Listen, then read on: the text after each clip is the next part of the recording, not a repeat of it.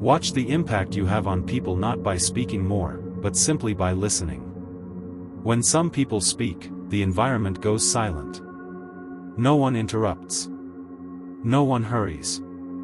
Even though what they say isn't magical, it commands attention. In contrast, most people get nervous even while forming a simple sentence, losing their influence the very first moment they try to explain themselves. This is not due to charisma, luck, or an innate talent. It is a skill, and like every skill, it can be learned. In this video, you will learn how to speak more powerfully without trying to prove yourself to anyone, without raising your voice, and without taking refuge in artificial sentences. You will learn how to be someone worth listening to just as you are, without trying to appear interesting. Because real communication is not performing a show. Real communication is a matter of clarity, determination, music, and intention. Think about this. What would happen if you didn't feel obligated to explain yourself while speaking? If you didn't have to defend every sentence or justify every idea, if you struggled less for people to understand you but left a greater impact. Stoics realized this long before the noise of the modern world emerged. Before social media existed, before persuasion techniques existed, before the language of personal development was around, what they said still works today. Because they do not appeal to time, they appeal to human nature. When you grasp these principles, your behaviors begin to change. The need to explain yourself diminishes. You stop chasing attention. Your conversations become simpler. Your relationships grow stronger. Your stance becomes clearer. Not because you speak more, but because you listen more and speak less. Watch the impact you have on people not by speaking more, but simply by listening. When some people speak, the environment goes silent. No one interrupts. No one hurries. Even though what they say isn't magical, it commands attention. In contrast, most people get nervous even while forming a simple sentence, losing their influence the very first moment they try to explain themselves. This is not due to charisma, luck, or an innate talent. It is a skill, and like every skill, it can be learned. In this video, you will learn how to speak more powerfully without trying to prove yourself to anyone, without raising your voice, and without taking refuge in artificial sentences. You will learn how to be someone worth listening to just as you are, without trying to appear interesting. Because real communication is not performing a show. Real communication is a matter of clarity, determination, music, and intention. Think about this. What would happen if you didn't feel obligated to explain yourself while speaking? If you didn't have to defend every sentence or justify every idea, if you struggled less for people to understand you but left a greater impact. Stoics realized this long before the noise of the modern world emerged. Before social media existed, before persuasion techniques existed, before the language of personal development was around, what they said still works today. Because they do not appeal to time, they appeal to human nature. When you grasp these principles, your behaviors begin to change. The need to explain yourself diminishes. You stop chasing attention. Your conversations become simpler. Your relationships grow stronger. Your stance becomes clearer. Not because you speak more, but because you listen more and speak less. 1. Questions that open the person. Some questions open doors, some questions, music, open people. If you grasp this difference, you will never again drown in small talk about the weather. Because a real bond is not born from the number of words, it is born from the intention carried by the question. People do not remember conversations by the information conveyed, they remember them by how they felt at that moment. When you open a space where the other person can show themselves, the conversation stops being a task and turns into intimacy. In daily life, most people start with automatic questions. What's up? How was your day? The answers to these questions are also automatic. Good, busy, the same. Then the conversation suddenly starts to fade. The problem here isn't that the other person doesn't want to talk. You haven't offered them an opportunity for real openness. Because these questions are safe, they remain shallow. They don't produce depth, they don't generate warmth, they don't invite sincerity, they merely fill the environment with sound. At the same time, you can open a completely different door. When you ask a more accurate question to the same person under the same conditions, even their facial expression changes. What has been occupying your mind the most lately? What did this mean to you? What was the hardest part? Music. A question like this takes the other person away from giving outward-oriented answers. It turns them inward. The person, music, pauses for a moment, takes a breath. They don't look for the answer outside, they look within themselves. At that moment, the conversation breaks away from the surface, and a real contact begins. Because you aren't just asking for an answer, you are seeking to approach an inner world. The power of such questions comes from this: they make something inside the other person visible. Moreover, they do this not with pressure, but with an music invitation. However, there is a fine line here. A deep question is not an music interrogation. It is not curiosity trying to extract a confession. It is certainly not a game of intimacy that forces privacy. Music, a deep question, opens a space and says, "If you want, I am ready to truly hear you." When this space is opened, the only thing the conversation needs emerges: room to breathe. When there is space, the weight of the word increases. When the weight increases, people start to explain themselves from a more authentic place. Doing this requires courage. Because you have to let go of ready-made answers. You have to risk that what the other person might say could be raw, fragile, and completely human. When you truly hear someone, you touch their burden. This is a more serious business than hovering on the surface. But that is exactly why it builds a bond. When a person can show themselves without being judged, rushed, or belittled, their openness toward you grows. This openness carries the greatest thing that relationships often fail to carry: trust. Think about how your best conversations started. They likely didn't start with prepared sentences. They started with a question that allowed someone to explain themselves, a question that called them not to the stage, but to their inner world. And because that person felt safe, they revealed a piece worth sharing. And because you protected that piece, you earned a place in their memory. Because lasting bonds are established from an invisible place. It is that invisible bond that is permanent. 2. Could you tell me a little more about that? Most people wait not to listen, but to take their turn to speak. While the person across from them is explaining something, their mind has already moved on to their own story. This is why conversations do not progress, they only change direction. Instead of entering through the door someone else has opened, everyone tries to open their own door, and real contact dissipates before it even begins.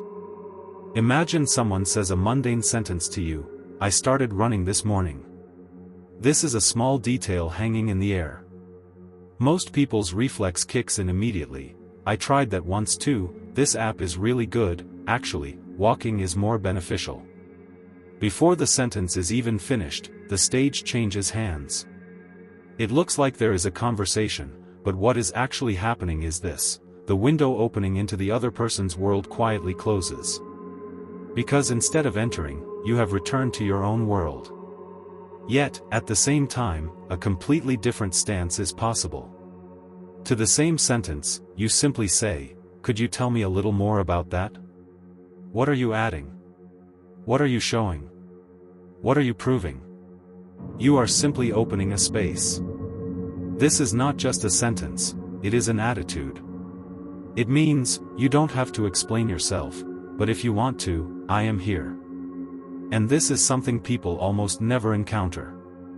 This type of listening is not passive, on the contrary, it is extremely active. It requires pushing your ego aside for a few minutes. It asks you to suppress the reflex to fill the silence and to suspend the habit of putting yourself at the center. But that is exactly why it is powerful. Because when a person feels they are truly being listened to, their body language changes, music, their voice softens, and their narrative deepens. The topic is no longer running, it is what that running corresponds to in their life. There was something the Stoics knew very well: if the mind is not in the moment, contact cannot be established. Real music listening focuses not on what I will say, but on what I hear. What people wait for their whole lives is not clever answers, but real music attention. Encountering someone who is curious about what lies behind a simple sentence is a relief. Because there is no competition there, no correction, no hurry. If someone leaves a conversation saying, "I felt interesting," it isn't because you talked a lot. It is because you kept them in a place where they could explain themselves. This is a rare find, and like everything rare, it leaves a powerful impact. People want to return to the place where they experienced such contact because they were seen there. Real listening is more effective than the effort to try to impress. A silenced ego creates the strongest field of attraction. This is exactly what the Stoics called staying in the moment. Fixing the mind to the present moment and keeping the person across from you there without correcting, weighing, or interrupting them. At that point, conversation stops being an exchange of information and turns into an encounter, and encounters change people. 3. The courage to say, "I don't know." Most people, while speaking, try to protect the music image rather than the truth. When a question is asked, the main issue is not whether they know the answer or not, it is the fear of appearing inadequate. When this fear kicks in, the conversation loses its sincerity and is replaced by convoluted sentences. A person speaks because they are afraid of remaining silent, and while speaking, they try to convince themselves. Imagine a simple moment. At work or in a daily conversation, someone asks you something. "Do you know about this subject?" Attention immediately rises inside you, as if not knowing were a flaw. Then come half bits of information, vague sentences, and defenses starting with, "I'm not very well versed, but..." The sentences get longer, and clarity vanishes. The other person notices the insecurity you feel while forming those sentences more than the actual words you speak. Yet, in the same situation, there is a much stronger stance. You listen to the question, you pause, and you calmly say, "I don't know." No explanation, no excuse, no need to diminish yourself. Just the truth.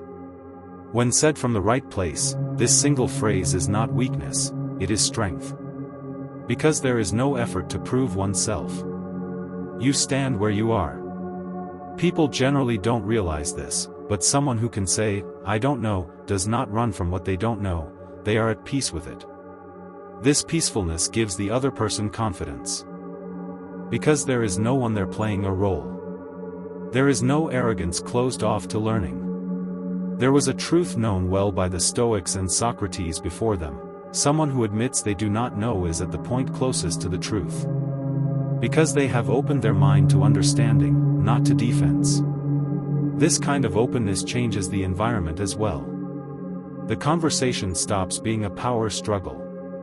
A ground is formed where no one is trying to impress anyone else. People relax, questions multiply, and learning begins. And most importantly, the tone of the relationship lightens. Because now everyone is there as they are. Saying, "I don't know," is not a technique. It is the withdrawal of the ego. Music, it is letting go of the need to appear perfect in order to feel valuable. And paradoxically, this letting go generates respect. People recognize honesty intuitively. A lack of information is forgiven, artificiality is not. At the end of the day, you realize this: you don't have to be someone who knows everything. Value does not come from answering every question, value comes from being able to stay faithful to the truth.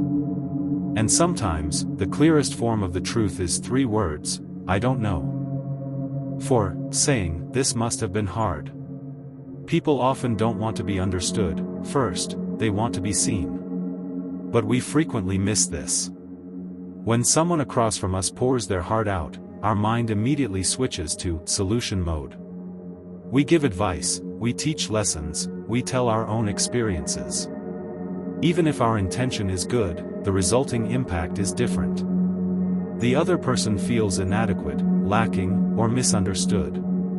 Because what they are looking for at that moment is not an exit plan, but for the burden they carry to be noticed. Imagine a close friend complaining to you. Work, family, and responsibilities have piled up, and their voice is tired. Most people at this point start with, "Have you tried this? Actually, it would be better if you did it like this, if I were you." These sentences look like help, but they carry a hidden message: you could have managed this better. When a person shares their pain, they don't expect an evaluation, they expect companionship. Yet, there is a much simpler and more powerful answer: this must have been hard. It doesn't belittle, it doesn't exaggerate, and it doesn't argue. It simply recognizes what is being experienced. This sentence doesn't offer a solution, but it opens a space. The other person's body relaxes, their breathing slows down. Because for the first time, someone has noticed what they are carrying. There is no hurry there, no correction, and absolutely no judgment. There was a fundamental truth the Stoics knew: every person already finds it hard to carry their own burden. And when they feel misunderstood, the burden doubles. Trying to solve someone's pain often isolates them. But recognizing the pain strengthens the person. Because being understood allows a person to pull themselves together. Saying, "This must have been hard," is not about agreeing or approving. It doesn't mean giving right to everything. It is accepting that what is happening is real and heavy for that person. And this acceptance creates an unexpected effect. The person stops defending themselves. The knot inside begins to unravel. Clarity returns. Often, the solution emerges on its own from this point onward anyway. Deep relationships are not built with advice, depth is formed by presence. Being able to stand by someone without immediately trying to remove their pain is a sign of maturity. From a Stoic perspective, this is not taking someone else's burden, but respecting their ability to cope with it. It is leaving them a space where they can be strong without saying, "You must be strong." When you tell someone, "This must have been hard," you take away their obligation to appear strong. And often, this is exactly what gets a person back on their feet. Because everyone gets tired when they are forced to be strong. But when someone can let that go for a moment, they find strength again. 5. Being able to carry the silence. Silence is like a threat to most people. When the conversation stops, the mind becomes restless, the body tenses, and a feeling that something is going wrong emerges. This is why people hurry to fill the silence. They form unnecessary sentences, change the subject, laugh, or reach for their phone. It's as if the void is an enemy. However, silence is not a moment to be escaped from, but a state to be carried. Imagine you are sitting at a table. You are drinking coffee or in a meeting. After a short conversation, the words run out. 1, 2, 3 seconds. Most people can't stand it at this point. They say the first thing that comes to mind. Because staying in silence is like staying alone with oneself. And many people are afraid of this. But if you don't run at that moment, if you don't hurry, if you can stand within the silence, the environment changes.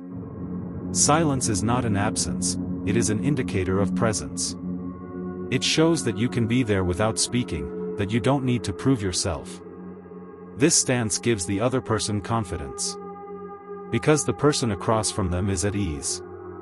They are not running away from themselves, and a person, music, relaxes next to someone who isn't running away from themselves. For the Stoics, self-control began with reigning in the mind. This is why silence was important. Because in silence, the clutter of the mind is revealed. The side that hurries, gets impatient, and wants to fill the void is usually trying to hide its own internal tension. Someone who cannot tolerate silence often cannot tolerate themselves. But someone who can carry the silence displays an internal robustness. This robustness deepens the conversation. Silence gives weight to the words that will be said. When a sentence comes after a silence, it becomes an intention, not an escape. The other person feels this.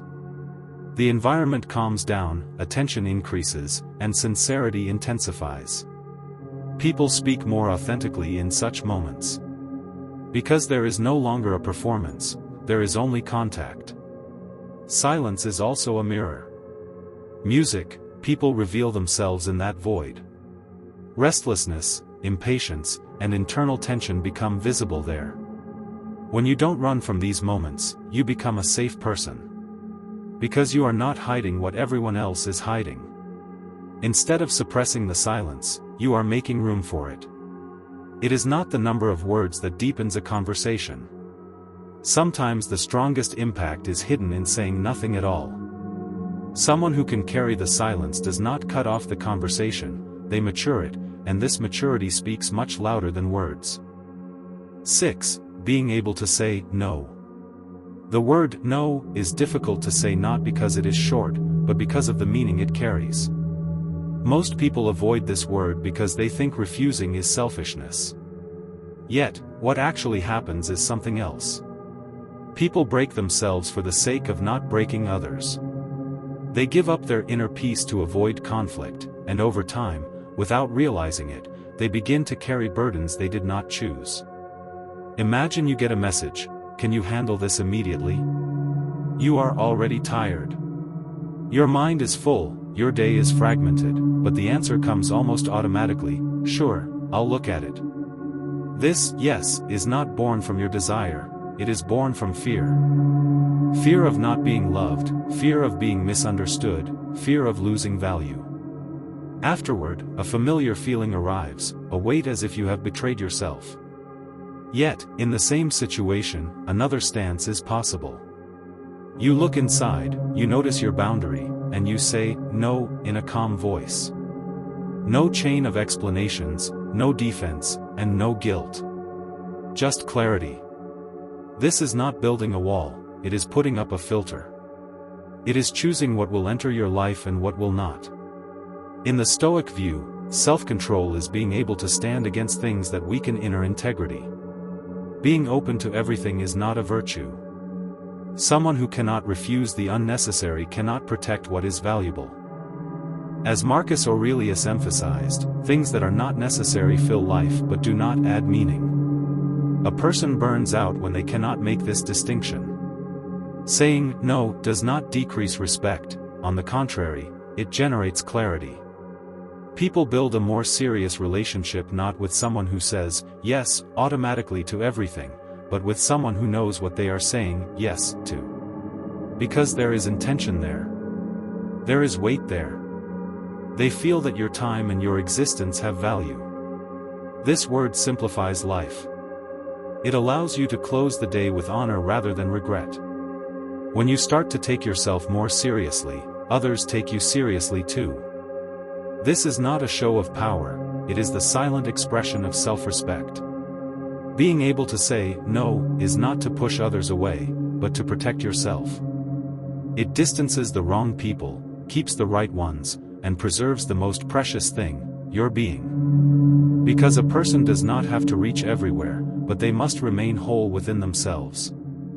7. Saying, "I respect you." Some sentences are used rarely. Not because they are difficult, but because they need to be spoken from the right place. "I respect you" is exactly such a sentence. In daily life, we say thank you, we appreciate, we give praise. But most of these are directed at what is done. Respect, however, goes beyond the action, it touches the person themselves. Think of someone. Someone who constantly does their best, takes responsibility, and carries burdens silently. They do you a favor, take on a task, or save a moment for you. You automatically say, "Thank you." This is correct, but sometimes it is incomplete. Because gratitude sees the behavior, respect recognizes the character. The difference right there deepens the relationship. At the same time, another stance is possible. You make eye contact and calmly say, "I respect you." This sentence is not directed at the work done, but at the person's stance. It means, I don't just see what you do, I see who you are. A person pauses when they hear this. Because most people are evaluated throughout their lives by what they do, not by who they are. In the Stoic understanding, respect is not flattery, it is clarity. It is the openness to be able to notice the virtue in someone else. Marcus Aurelius would honor the patience, loyalty, and seriousness of the people around him by acknowledging them individually in his mind. Because someone who can see the value in another also clarifies the value within themselves. This sentence requires attention. If said too often, it loses its substance. If said at the wrong time, it is perceived as a technique. But when it comes from a real place at the right moment, it establishes a bond. People bond with you not because you did them a favor, but because they were respected. This is how loyalty is born. Not by force, but by music, being seen. Saying, "I respect you," is not distributing a reward, it is delivering a truth. And a person takes root in the place where the truth is delivered. This is why relationships stop being transactions and turn into encounters. Encounters leave lasting marks. Communication is not the art of finding the right words. It is the skill of putting your attention, intention, and awareness into the conversation. A person can form hundreds of sentences and leave no trace. Another speaks little, but the environment changes. Because impact is not born from words, but from how you stand there. The Stoics saw this very clearly. Real impact does not come from showing off, nor does it come from effort. It comes from internal silence, self-control, and weeding out the unnecessary. As the need to prove oneself decreases, the weight of words increases. As the ego's voice is lowered, the voice of presence is heard. These 7 principles do not promise to make you a communication master. They don't teach you tricks. They don't manipulate people. They only do this: they move you from your fragmented state toward a more complete version of yourself. When you listen, trust is formed. When you admit you don't know, relief begins. When you recognize pain, a bond is established. When you stay in silence, depth comes. When you say no, respect is born. When you show respect, loyalty blossoms. And when you ask the right questions, people open up. None of these are manipulation, they are maturity.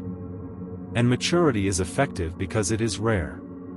This is why people remember you. Not because you spoke well, but because they could be themselves around you. The greatest lesson of the Stoics is this: greatness comes from shedding the excess. It is the same in communication. You don't need to be more interesting. You don't need to appear smarter either. All you need to do is turn down the noise of the ego and come fully to the present moment.